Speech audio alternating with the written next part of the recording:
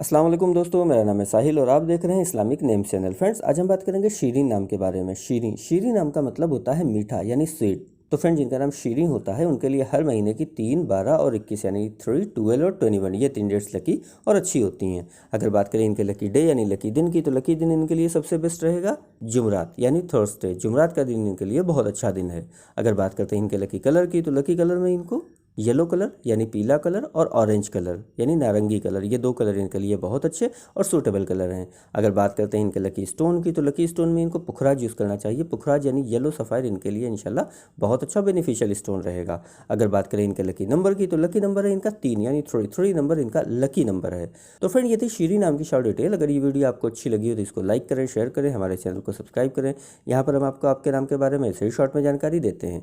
अगर आप किसी और नाम के बारे में जानना चाहते हैं तो कमेंट बॉक्स में उसका नाम लिखिए, बहुत जल्दी आपको उस नाम पे भी वीडियो मिल जाएगी।